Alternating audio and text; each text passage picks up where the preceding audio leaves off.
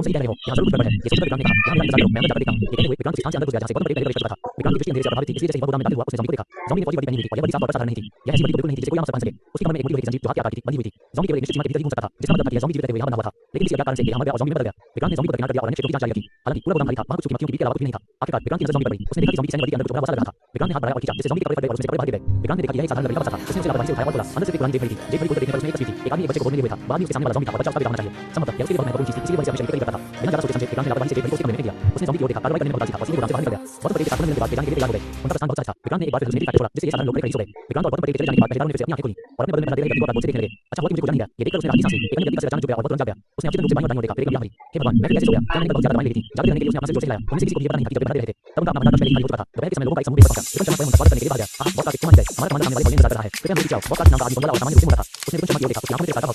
क्या हमारे पीछे जाकर दो काम करने तैयार है? चिंता मत करो, चिंता मत करो। चलो पहले सामने वाले बॉल करते हैं। हमारे कमांडर ने बहुत तैयार कर लिया है। ये कहते हुए विक्रम शर्मा बॉस का बॉस का अन्य सवाल के बारे में बात कर रहे थे। अचानक बॉस का याद हो गया। इस तरह से एक मुस्कुराता जिसने पर मुस्कुराती स्वागत करने के लिए बाहर आया। बॉस का तुम मुझे आगे बढ़ सकते थे। मैंने तुम्हारे स्वागत के लिए खास तौर पर इशारा को दिया है। बॉस का शायद मुस्कुराता हुआ संकेत दिया। विशाल यादव तुमने निश्चित रूप से अपना नजर आ लिया है। अब तुम कमांडर हो। जब तुमने मुझे बताया था तुमने विश्वास नहीं किया। लेकिन बताइए तुम क्या बात कर रहे हो? हां, विशाल यादव के चेहरे पर थोड़ी सी हंसी थी। बॉस का क्या मुझे क्या कमांडर? ठीक है, ठीक है। अब कमांडर हो, पूरा मुझे इसके नाम का जानता था। विशाल यादव चेहरे पर था। लूची ने वापस आकर वास्तव में एक बाहरी डाल था। जबकि ताकि मत बनाने के लिए बात नहीं करती था। बॉस का असली नाम ताकि बना था। कहा जाता था कि इसे परिवार का पैसा किसी चीज पर लगा सकता था। बहुत कुछ नहीं कर सकता था। इसके अलावा सर्वनाश के प्रति ताकि वर्मा ने अचानक ताकि सेना का आयोजन किया। जैसे कि पहले से पता था कि बात ताकि वर्मा ने विरोधी ताकतों को खत्म कर दिया और एक सप्ताह के भीतर उसने रीजन पर पूरी तरह से नियंत्रण कर लिया। और विशाल यादव उस समय ताकि वर्मा के अधीन में से एक था। विशाल यादव ने बाद में रीजन छोड़ने का फैसला किया। रास्ते में उसका सामना नियमित सेना से हुआ, जिससे उसके मन में एक दुर्भावनापूर्ण विचार आया और उसने असली कमांडर का अपहरण कर लिया। उसने इसका प्रयोग शेष लोगों को अपने आदेशों का पालन करने के लिए मजबूर करने के लिए किया। संपूर्ण सैन्य पर नियंत्रण करने के बाद ही उन्हें पता चला कि यह एक शस्त्रधारी है जो बड़ी संख्या में हथियार बनाने में सक्षम है। इस प्रकार उन्होंने कार्तिक वर्मा से संपर्क किया। कार्तिक वर्मा को इसमें बहुत रुचि थी और उसने तुरंत निर्णय लिया कि उसे 30,000 व्यक्तिगत लाख रॉकेट लॉन्चर और 200 मिशन चाहिए। हथियारों का ये जत्था 3 दिन पहले ही तैयार किया गया था। जब उन्होंने ये समाचार सुना तो वे बहुत उत्साहित हुए और स्वयं लोगों को लेकर आए। इस बार 5,000 लोगों को लेकर आए थे, इसलिए उन्हें इस बात का डर नहीं था कि विशाल यादव कोई धोखा देने की कोशिश करेगा। भोज में दोनों ने एक दूसरे को दोस्त किया, लेकिन विशाल यादव बहुत निराश था। हालांकि अब वह कमांडर बन चुका था, कियांग गांबिया ने उसे कोई सम्मान नहीं दिया और बार-बार उसे विशाल का करता रहा। विशाल, अब तुम एक प्रमुख हस्ती हो। अगर तुम वॉर में जाएं तो भविष्य में ये दुनिया हमारी भी हो सकती है। हालांकि विशाल यादव के मन में नाराजगी थी, लेकिन वह जानता था कि उसकी ताकत कम है, इसलिए वह उसको कोशिश करता था। हां, बॉस कार्तिक निश्चिंत रहो, जब तक तुम तैयार हो, मैं विशाल यादव तैयार हूं। तब हम दुनिया को बराबर बांट देंगे। ये सुनकर अच्छा लगा, सुनकर अच्छा लगा। चीनी के बाद मुझे मेरे द्वारा ऑर्डर किए गए हथियारों का ये बैच सिखाने ले चलो। अगर क्वालिटी अच्छी रही तो मैं आगे जरूर खरीदूंगा। हां, बॉस कार्तिक निश्चिंत रहो, मुझे इन हथियारों पर पूरा भरोसा है। जब तुम इन्हें देखोगे तो मैं गारंटी देता हूं कि तुम दंग रह जाओगे। ओह, तुमने कहा, तो मैं जल्दी से बेचैन हो गया हूं। क्या हम इससे मिलने चलें? कोई बात नहीं, चलो चलते हैं। ये कहकर विशाल यादव उनके साथ चल रहे विपिन शर्मा की ओर बोला, छोटे विपिन आगे बढ़ो। बॉस कार्तिक को हमारे हथियारों को अच्छी तरह देखने के लिए ले चलो। ठीक है, बॉस कार्तिक कृपया मेरे पीछे आओ। ये कहकर विपिन शर्मा खड़ा हो गया और रास्ता दिखाने लगा। बॉस कार्तिक और विशाल यादव पीछे पीछे आए। कुछ ही देर में फैक्ट्री की इमारत के बाहर पहुंच गए। सामने बंद फैक्ट्री की इमारत को देखकर बॉस कार्तिक ने पूछा, क्या अंदर चीजें नहीं है? ये सही है, हथियार अंदर है। विपिन शर्मा ने मुस्कुराते हुए कहा, चाबी निकालकर दरवाजा खोला। हां, हमारे हथियारों की बैच की गुणवत्ता बिल्कुल उत्कृष्ट है। बिना टूटे से 8 साल तक चलने की गारंटी है। विशाल यादव से बताता रहा। उसी समय विपिन शर्मा ने भी दरवाजा खोल दिया। बॉस कार्तिक ने फैक्ट्री की इमारत में उंगली नजर से देखा, लेकिन जैसे ही फैक्ट्री में रोशनी फैली, बॉस कार्तिक ने खाली फैक्ट्री को देखा और तुरंत पकड़ गया। और धमनी विशाल यादव ने भी अपनी आंखें बंद कर ली। उसका मुंह खुला रह गया। उसके होठों पर से शब्द वापस निकल गए। विपिन शर्मा जिसने दरवाजा खोला, वो देखने वाला आखिरी व्यक्ति था और उसके चेहरे पर मुस्कान एक दूसरे से गायब हो गई। वाह, क्या हो रहा है? विपिन शर्मा ने पहले ठोकर कहा। विशाल यादव तेजी से दो कदम चला और विपिन शर्मा के सामने आ गया। तब खाली फैक्ट्री भवन में एक मधुर मधुर थी। तुम मुझसे पूछ रहे हो, मैं तुमसे पूछ रहा हूं। मैंने तुम्हें फैक्ट्री की इमारत का प्रबंधन करने के लिए कहा था और तुम मेरे लिए इसका प्रबंधन कर रहे हो। विशाल यादव गुस्से से धारा। विपिन शर्मा अचानक इतना डर गया कि जमीन पर घुटनों के बल बैठ गया। अपने तेजी से सूरज चेहरे को ढांकते हुए उसने डर के मारे कहा, कमांडर मुझे छोड़ दो, मुझे नहीं पता क्या हो रहा है। ये सुनकर विशाल यादव और भी भड़क गया। उसने अपने मोटे शरीर को घसीटते हुए विपिन शर्मा को लात मारी। बेकार है, तेरे जैसे कमी को रखने से क्या फायदा? यद्यपि विशाल यादव मोटा था, वह सच्चा सोच लेकिन गलत था और उसकी चाल बिल्कुल भी धीमी नहीं थी। विपिन शर्मा को जोर से लात मारी गई और वह जमीन पर गिर पड़ने लगा। उनके बदले में कार्तिक वर्मा का चेहरा पूरी तरह से गंभीर था क्योंकि वह उन दोनों को देख रहा था। उन्होंने ठंडे स्वर में कहा, विशाल यादव, अब आपको मुझे उचित स्पष्टीकरण देना होगा। विशाल यादव ने विपिन शर्मा को डांटना छोड़ दिया, जल्दी से अपना सिर घुमाया और जादू सी भरी मुस्कान के साथ बोला, बॉस कार्तिक हथियार तो नहीं थे, पर मुझे नहीं पता क्या हुआ।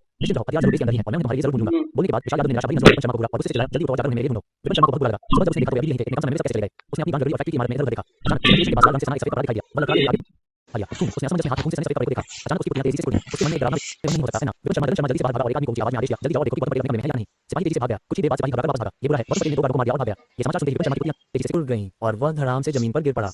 विशाल यादव का चेहरा अत्यंत गंभीर था। वह स्वाभाविक रूप से जानता था कि गौतम पटेल वह व्यक्ति था जिसे विपिन शर्मा लाया था और वे दोनों सहपाठी भी थे। विपिन शर्मा ने कहा था कि गौतम पटेल आत्मसमर्पण करने को तैयार है, लेकिन अब ऐसा लग रहा था कि वह ये सब पहले से ही सोच रहा था। विपिन शर्मा, ये सब तुम्हारा ही काम है। विपिन शर्मा का शरीर कांप उठा। वह विशाल यादव के पैरों पर चढ़ गया, उसकी जान को गले लगाया और चीखते हुए बोला, कमांडर, मुझे सच में नहीं पता था कि वह ऐसा करेगा। अगर मुझे पता होता तो तुम मुझे मार सकते थे और मैं उसे बेइज्जत तक लाने की हिम्मत नहीं करता। विशाल यादव का चेहरा लाल हो गया और उसने गुस्से में उसे फिर से लात मार दी। पुरुषों, उसे फांसी दो। ये सुनकर विपिन शर्मा लगभग डर के मारे पागल हो गया। उसने आखिरी मौके का फायदा उठाने की कोशिश की और जल्दी से बोला, कमांडर, वह यहाँ अकेला आया है, उसके लिए ये सारे हथियार ले जाना नामुमकिन है और बिना किसी की जानकारी के इन्हें ले जाना तो और भी नामुमकिन है। उसने इन्हें कहीं छिपा दिया होगा। मुझे थोड़ा वक्त दो, मैं अपनी गलतियों का प्रायश्चित जरूर करूंगा। विशाल यादव का गुस्सा कुछ कम हुआ। उसे लगा कि बात तो सही है, उसे मार डालने से बेहतर है कि वह उन्हें वापस ढूंढ ले। ये सोचकर विशाल यादव बोला, तो मैं तुम्हें 2 घंटे देता हूं। अगर तुम उन्हें नहीं ढूंढ पाए तो देखना मैं तुम्हें कैसे मारता हूं। बोलने के बाद विशाल यादव ने कार्तिक वर्मा की ओर देखा, जिसका चेहरा काला पड़ गया था और कहा, बॉस कार्तिक, मुझे सचमुच माफ करना। क्या हम पहले सीपियां देख लें? अध्याय 356 खोई हुई आत्मा। कार्तिक वर्मा ने अपने हृदय में क्रोध को दबाते हुए कहा, मार्ग दिखाओ। विशाल यादव ने राहत की सांस ली, विपिन शर्मा को घूरा और सख्ती से चिल्लाया, जल्दी करो और रास्ता दिखाओ। ठीक है, ठीक है। विपिन शर्मा जल्दी से उठा और दोनों आदमियों को एक अन्य फैक्ट्री की इमारत की ओर ले गया। दरवाजे पर पहुंचकर विपिन शर्मा ने कांपते हुए अपना हाथ उठाया और दरवाजा खोलने की तैयारी करने लगा। किसी कारणवश उसे हमेशा बेचैनी महसूस होती थी, जिससे उसका दिल तेजी से धड़कता रहता था। ऐसा लग रहा था जैसे दरवाजा खुलते ही अंदर की सामग्री गायब हो जाएगी। लेकिन अब चाहे वह कितना भी असहज महसूस कर रहा हो, वह केवल अपने आप को संभाल सकता था और दरवाजा खोल सकता था। एक क्लिक के साथ ताला खुल गया। विपिन शर्मा ने कठोर निगल लिया। उसके माथे पर ठंडा पसीना फूट पड़ा। उसने हाथ बढ़ाकर दरवाजे का हैंडल पकड़ लिया। एक क्षण के लिए रुक गया, उसका दिल जोर से धड़क रहा था। जल्दी करो, तुम क्यों देर कर रहे हो? लेकिन पीछे से आ रही प्रेरणा ने उसे अपने भीतर के डर का सामना करने के लिए मजबूर कर दिया। चरमराहट। जैसे ही दरवाजा धीरे से खुला, एक कान फाड़ देने वाली आवाज आई, एक ऐसी आवाज जिसने बेचैनी से उसके दिल को छलनी कर दिया। जैसे ही दरवाजा धीरे धीरे खुला, उसकी धड़कनें तेज हो गईं, लगभग उसके गले तक पहुंच गईं, जिससे उसे अस्वस्थता महसूस होने लगी। उसके पीछे खड़े दो आदमी भी अपनी सांस रोक कर खड़े थे। केवल दरवाजे की चरमराहट और उनके दिल की धड़कन की आवाजें सुनाई दे रही थीं। दरवाजा अभी भी धीरे धीरे खुल रहा था और विपिन शर्मा पहले से ही गर्म तवे पर पड़ी चींटी की तरह भागना चाहता था, लेकिन उसकी हिम्मत नहीं हुई। भागने का मतलब था मौत। बस वहीं रहकर ही उसे उम्मीद की एक किरण दिखाई दे सकती थी। फिर भी उसकी सहज बुद्धि ने उसे बताया कि यदि वह नहीं भागा तो सचमुच उसके पास कोई मौका नहीं बचेगा। उसने इस इच्छा को दबा दिया। अपने अंतर्ज्ञान पर भरोसा करने के बजाय वह यह मानने को तरजीह देता था कि कोई भी बिना आवाज किए उन चीजों को हटा नहीं सकता। धप, एक टक्कर के साथ दरवाजा पूरी तरह से खुल गया। हालांकि जब उसने खाली फैक्ट्री की इमारत देखी तो उसका दिल अचानक रुक गया। ये कैसे हो सकता है? विपिन शर्मा अब अपने दिल के डर को दबा नहीं सका। उसे लगा जैसे उसकी आंखों के सामने अंधेरा छा गया है और वह डर के मारे बेहोश हो गया। विशाल यादव उसके पीछे खड़ा खाली फैक्ट्री की इमारत को देख रहा था। उसका दिल बैठ रहा था। उसके बगल में कार्तिक वर्मा का चेहरा अत्यंत गंभीर हो गया था। विशाल यादव, बेहतर होगा कि आप मुझे कोई उचित स्पष्टीकरण दें, अन्यथा मैं आपको मिटा दूंगा। बॉस कार्तिक, कसम से हथियार और गोला बारूद मैंने ही बनाए थे। वे अचानक कैसे गायब हो गए? अरे हाँ, कल रात कोई यहाँ आया था। उस व्यक्ति ने मेरे गार्ड्स को मार डाला और गायब हो गया। जरूर उसी ने हथियार और गोला बारूद चुराए होंगे, जरूर। विशाल यादव को पसीना आ गया। विशाल यादव, क्या तुम मुझे 3 साल का बच्चा समझते हो? एक व्यक्ति इतनी सारी चीजें कैसे हिला सकता है? ये सच है, मैं झूठ नहीं बोल रहा हूँ। ये कहते हुए विशाल यादव तेजी से 2 कदम दौड़कर विपिन शर्मा के पास गया और उसे 2 बार लात मारकर जगाया। अभी भी सोने की हिम्मत है, उठो और समझाओ। जैसे ही विपिन शर्मा जागा, वह डर के मारे कांप उठा और जल्दी से विशाल यादव के सामने घुटनों के बल बैठ गया और चिल्लाया, कमांडर, मुझे नहीं पता क्या हो रहा है। जब मैंने आज सुबह जांच की तो वे सभी यहाँ थे। उन्हें एक ही सुबह में बाहर ले जाना असंभव है, और इतनी सारी चीज़ों के साथ बिना किसी शोर के ये कैसे संभव है? तुम अभी भी असंभव कह रहे हो? अगर यह असंभव है तो वे चीज़ें कहाँ गईं? क्या तुमने उन्हें अपनी गांड में ठूंस लिया? जाओ और अभी मेरे लिए ढूंढो। अगर आज नहीं ढूंढे तो मैं तुम्हारी खाल उधेड़ दूंगा। कमांडर, मैं अभी जाकर देखता हूँ। ये कहते हुए विपिन शर्मा कुछ कदम लड़खड़ाते हुए बाहर भागा, लगभग गिरते पड़ते। कुछ ही देर में विपिन शर्मा डर के मारे चिल्लाया, आह! ये तो बुरा हुआ, हमारे गोदाम में रखी चीज़ें भी चली गईं। ये सुनकर विशाल यादव की पुतलियां फिर सिकुड़ गईं। अब वह सचमुच डर गया था। अगर गोदाम का सामान भी चला गया तो क्या उनके अड्डे के हजारों लोग भूख से नहीं मर जाएंगे? उसने किसी और चीज़ की परवाह नहीं की और जल्दी से अपने भारी शरीर को घसीट कर ले गया। फैक्ट्री के दरवाजे पर खड़े होकर विशाल यादव का दिल बैठ गया। ये खत्म हो गया, ये सब खत्म हो गया, विशाल यादव ने लगभग आंसू भरते हुए कहा। उसके पीछे कार्तिक वर्मा भी आया। उसका चेहरा गंभीर था क्योंकि वह व्याकुल विशाल यादव को देख रहा था। उसने शुरू में सोचा था कि दूसरा पक्ष उसके साथ कोई चाल चल रहा है, लेकिन उसे इस तरह देखकर उसे यह बिल्कुल भी बनावटी नहीं लगा। क्या ये संभव है कि किसी ने सचमुच इन 3 फैक्ट्री भवनों से आधे दिन में ही सब कुछ चुरा लिया हो और किसी को पता भी न चले? यदि ऐसा कोई व्यक्ति सचमुच अस्तित्व में था तो वह उसे कतई जीवित नहीं रहने दे सकता था। यदि वह विशाल यादव की चीज़ें चुरा सकता है तो वह अपनी भी चीज़ें चुरा सकता है, और वह ऐसा कभी नहीं होने देगा। जमीन पर बैठे विशाल यादव को देखकर कार्तिक वर्मा ने ठंडी आवाज में कहा, मुझे उस व्यक्ति के बारे में विस्तार से बताओ जिसका तुमने अभी जिक्र किया है। विशाल यादव चौंका, फिर उसका चेहरा खिल उठा। वह खड़ा हुआ, विपिन शर्मा को लात मारी और बोला, जल्दी करो और बॉस कार्तिक को रिपोर्ट करो। तो विपिन शर्मा ने गौतम पटेल और गुरुग्राम सिटी के बारे में सब कुछ बता दिया। जब कार्तिक वर्मा ने सुनना समाप्त किया तो उसका पहले का उदास चेहरा गायब हो गया और उसकी जगह एक भयावह मुस्कान आ गई।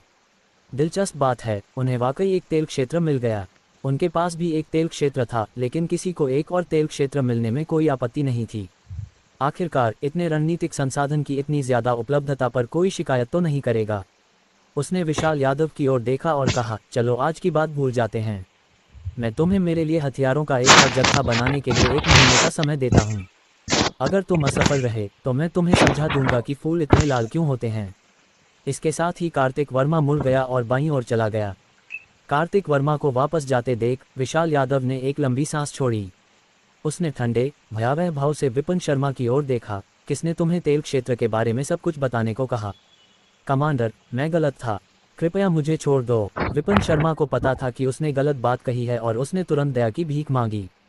विशाल यादव का चेहरा क्रूर था जब उसने कहा, अब हमारे लिए तेल क्षेत्र प्राप्त करना असंभव है, लेकिन हमें उनके द्वारा संग्रहित तेल प्राप्त करना होगा। उन्होंने सोचा कि दिखावा करके हम मूर्ख बन जाएंगे, क्योंकि उन्हें ये पता नहीं था कि हम पहले से ही जानते हैं कि उन्होंने असली तेल छिपा रखा है। आप जल्दी से अमित ठाकुर को सूचित करें ताकि तेल जल्द से जल्द मिल सके। ठीक है, अब मैं चलता हूँ। ... नीले समुद्र के ऊपर विक्रांत और गौतम पटेल क्रूजर पर लौट रहे थे। ये यात्रा सचमुच फायदेमंद रही। सबसे ज़रूरी चीज़ थी हथियारों का ये जत्था। इन हथियारों के साथ उन्हें ज़ॉम्बी घेराबंदी का डर नहीं रहेगा। विक्रांत, मैं अब सचमुच उनके हाव भाव देखना चाहता हूँ। हा। इतनी सारी चीज़ें खोने के बाद वे शायद गुस्से से आग बबूला हो रहे हैं। विक्रांत के लिए ये पहली बार नहीं था जब उसने ये चाल चली थी, इसलिए वह अच्छी तरह जानता था कि जब उन्हें पता चलेगा कि उनके सारे सामान और हथियार गायब हो गए हैं तो उनकी क्या प्रतिक्रिया होगी। इस समय गौतम पटेल विक्रांत के करीब झुका और पूछा, वैसे मैं हमेशा एक बात के बारे में सोचता रहा हूँ। चूंकि हमने तेल को उड़ाने का बड़ा नाटक किया था, फिर भी हमने उन्हें ये क्यों बताया कि हमने तेल छिपाया है? क्या यह अनावश्यक नहीं था? विक्रांत रहस्यमय ढंग से मुस्कुराया और बोला, पानी से भरे हुए लोहे के बैरल उनके लिए तैयार किए गए थे। अंदर की ऊपरी परत तेल है, लेकिन नीचे सब पानी है। अगर वे ऐसा तेल इस्तेमाल करते हैं तो क्या आपको नहीं लगता कि परिणाम बहुत दिलचस्प होंगे? अध्याय 357 चापलूसी। गौतम पटेल की आंखें चमक उठीं। कोई आश्चर्य नहीं कि आप उन बाल्टियों में हमारे द्वारा पहले से परिष्कृत किया गया पेट्रोल और डीजल डालना चाहते थे। इस तरह वे निश्चित रूप से अंतर नहीं बता पाएंगे। वे निश्चित रूप से इसे तुरंत इस्तेमाल कर लेंगे और फिर उन्हें पता चलेगा कि वे जो इस्तेमाल कर रहे थे वह पेट्रोल और डीजल नहीं बल्कि पानी था। इन विमानों और टैंकों के बारे में तो बस शर्म की बात है, हमें भी इन चीज़ों की ज़रूरत है, विक्रांत ने अफसोस के भाव से कहा। हालांकि पानी डालने से उपकरण खराब हो जाएंगे, लेकिन अगर हम बाद में उसे निकालकर ठीक से मरम्मत कर दें तो कोई समस्या नहीं होगी। हम बस उन्हें अचानक से पकड़ना चाहते हैं। जब उनके सारे हथियार बेकार हो जाएंगे तो हम अचानक प्रकट होंगे और उन्हें अचानक मार गिराएंगे। हाँ, गौतम मुझे सबसे अच्छे से जानता है, विक्रांत ने गौतम पटेल के विश्लेषण की प्रशंसा की। मैं मंद मुस्कुराया। उसने उस आदमी की तरफ देखा जो उससे 10 साल से भी ज्यादा छोटा था और अचानक उसे थोड़ा अचंभा सा महसूस हुआ। किसी अज्ञात समय पर वह सभी पहलुओं में उनसे आगे निकल गया था। समय उड़ता गया और शाम हो गई। क्रूजर ने उन दोनों को सफलतापूर्वक जमीन पर उतारा, फिर सन मून आइलैंड पर वापस आ गया। उनके लिए ये क्रूजर एक पूर्ण रहस्य था और बाहरी लोगों को इसका पता बिल्कुल नहीं चल सकता था। इसलिए विक्रांत ने क्रूजर और सन मून आइलैंड को गुप्त रखने में बहुत अच्छा काम किया। कुछ बेहद भरोसेमंद लोगों के अलावा किसी बाहरी व्यक्ति को इसके बारे में पता नहीं था। बेस पर लौटते ही विक्रांत और गौतम पटेल को साथ साथ लौटते देखकर सब दंग रह गए। क्या वे आपस में नहीं टूट गए थे और जमकर लड़े भी नहीं थे? वे अचानक फिर से एक व्यक्ति के समान करीब कैसे हो गए? जासूस ने भी ये देखा। उसकी आंखें अविश्वास से फैल गईं और उसे होश में आने में काफ़ी समय लगा। उसने सोचा कि चूंकि गौतम पटेल पहले ही विशाल यादव के सामने समर्पण कर चुका है, इसलिए गौतम की वापसी भी उसके जासूसी कार्य का हिस्सा थी। ये सोचकर वह प्रशंसा से आहें भरने से खुद को रोक नहीं पाया। उसके वरिष्ठ की योजना वाकई शानदार थी।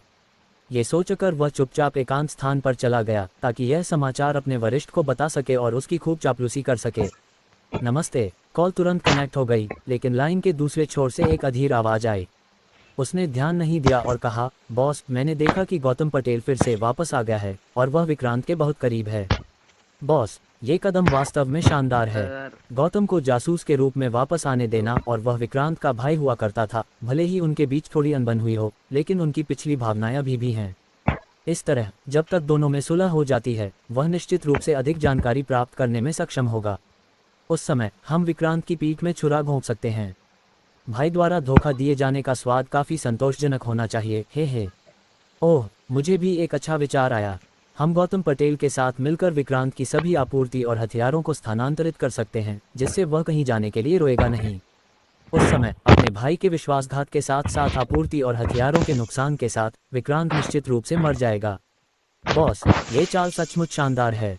मैं बस ये जानना चाहता हूँ कि आपने उन दोनों में फिर से सुलह करवाने के लिए क्या तरकीब अपनाई? जासूस के शब्द वाकई बहुत तीखे थे। अगर वह अभी विपिन शर्मा के सामने खड़ा होता तो उसका पीला पड़ा चेहरा और भी गहरा होता, और ये शब्द सुनने के बाद उसे ऐसा महसूस हुआ जैसे दूसरे पक्ष ने उसे कुछ खिला दिया हो, और यह एहसास बहुत ही असहज था। वह इतना क्रोधित था कि उसका शरीर थोड़ा कांपने लगा और वह फोन की ओर घूरते हुए चिल्लाया, बाहर निकलो। तुरंत विपिन शर्मा ने हिंसक तरीके से फोन को जमीन पर पटक दिया। धिक्कार है, तुम किस तरह की चीज हो, यहाँ तक कि अब तुम मेरा मजाक उड़ाने की हिम्मत करते हो। जैसे ही उसने फोन फेंका, विपिन शर्मा जल्दी से उसे उठाने के लिए दौड़ा और फिर अमित ठाकुर का नंबर डायल किया। गुरुग्राम सिटी पहुंचकर जासूस से तुरंत संपर्क करो और जो हमें चाहिए वो लेकर आओ, और जब तुम वापस आओ तो जासूस की टांग तोड़ना मत भूलना। ... जासूस, जिसे डांटा गया था, पूरी तरह से हतप्रभ था। उसकी चापलूसी घोड़े के खुर पर कैसे आकर लगी। कारण समझ न पाने के कारण वह केवल निराश होकर सैटेलाइट फोन को एक तरफ रख सका। विक्रांत और गौतम पटेल ने ऐसा इसलिए किया ताकि जासूस को ये पता चल जाए, ताकि वह विपिन शर्मा को बता सके और उन्हें ये पता चल सके कि वही थे जिन्होंने उनकी चीज़ें ली थी, और अगर उनमें हिम्मत है तो उन्हें आना चाहिए। इस तरह पेट्रोल डीजल मिलने के बाद दूसरा पक्ष उसे अपने विमानों और टैंकों में ज़रूर इस्तेमाल करेगा। जब वे बाहर आएंगे तो पाएंगे कि सारे टैंक और विमान बेकार हो गए हैं। यही वह समय होगा जब वे अचानक हमला कर देंगे। इसके बाद गौतम पटेल ने गुप्त रूप से स्काउट्स को बेस के चारों ओर 30 ली की दूरी पर चौकियां स्थापित करने की व्यवस्था की। अगर दुश्मन हमला करता तो उसे तुरंत पता चल जाता। 2 दिन बाद उन्हें खबर मिली कि सैन्य वर्दी में लोगों का एक समूह में सिटी की दिशा से आया है। गौतम पटेल ने फिर सभी को आदेश दिया कि वे उनसे झगड़ा न करें। जब तक ये समूह गुप्त रूप से जासूस से नहीं मिला तब तक उन्हें वह स्थान नहीं मिला जहां विक्रांत ने लोहे के बैरल गाड़ रखे थे। फिर उन्होंने तुरंत इन लोहे के बैरलों को स्थानांतरित कर दिया। जाने से पहले अमित ठाकुर ने विपिन शर्मा के निर्देशों का पालन करते हुए जासूस के एक पैर को अपंग कर दिया। 3 दिन बाद अमित ठाकुर ने पानी मिश्रित गैसोलीन और डीजल के इस बैच को वापस में सिटी पर ला दिया। विपिन शर्मा और विशाल यादव बहुत खुश थे। उन्हें ये भी पता था कि गौतम पटेल ने उनके सारे हथियार और रसद चुरा ली है। ईंधन की इस खेप के साथ उनका पहला विचार बदला लेने का था, इसलिए बिना निरीक्षण के उन्होंने इन ईंधनों को टैंकों और विमानों में डाल दिया। फिर विशाल यादव ने सभी लड़ाकू सदस्यों को इकट्ठा किया और विक्रांत के बेस पर हमला करने के लिए उत्तर की ओर जाने की तैयारी की। लेकिन कुछ ही देर बाद जब उन्होंने सभी टैंक और विमान उड़ाना शुरू किया तो सभी टैंक रुक गए। हेलीकॉप्टर के प्रोपेलर कुछ देर तक घूमते रहे और फिर रुक गए। सभी टैंक और हेलीकॉप्टर एक साथ खराब हो गए, जिससे विशाल यादव और विपिन शर्मा के दिल तुरंत बैठ गए। उन्होंने शीघ्र ही निरीक्षण के लिए पेशेवर लोगों को ढूंढ लिया। परिणाम ये हुआ कि उनके द्वारा प्रयुक्त ईंधन का 99% हिस्सा पानी था। इससे विशाल यादव लगभग बेहोश हो गया। उसने विपिन शर्मा को घूरते हुए कहा, देखो तुमने कितना अच्छा काम किया है। विपिन शर्मा भी इतना डर गया कि उसके पैर कांपने लगे। उसने जल्दी से अमित ठाकुर की तरफ देखा और पूछा, अमित, आखिर तुम्हारा इरादा क्या है? बताओ, असली ईंधन कहाँ छुपाया था? अमित ठाकुर ने घुरघुराते हुए कहा, मैंने किसी चीज़ के साथ छेड़छाड़ नहीं की। ये सब आपके जासूस को मिले थे जो हमारा नेतृत्व कर रहा था। मैंने इन चीज़ों को तुरंत वापस भी पहुंचा दिया। बस धिक्कार है, हम फिर से उनके जाल में फंस गए। विशाल यादव दहाड़ा। विपिन शर्मा, जो मूलतः कुछ कहना चाहता था, उसके पास चुप रहने के अलावा कोई विकल्प नहीं था। बॉस, क्यों ना हम अपने आदमियों को लेकर उन्हें खत्म कर दें? विपिन शर्मा की आंखों में एक भयावह भाव उभर आया। विशाल यादव की आंखें भी उतनी ही ठंडी थीं, जिनमें अथक प्रतिशोध की भावना झलक रही थी। असल में मैं बस उसका तेल क्षेत्र छीनना चाहता था, लेकिन मुझे उम्मीद नहीं थी कि वह हमारे साथ ऐसा व्यवहार करेगा। तो फिर हमें बदतमीजी का इल्ज़ाम मत दो। ये कहते हुए विशाल यादव ने अपने बगल में खड़े विपिन शर्मा की तरफ देखा और कहा, जाओ उन आदमियों को इकट्ठा करो, हम उन्हें मार डालेंगे।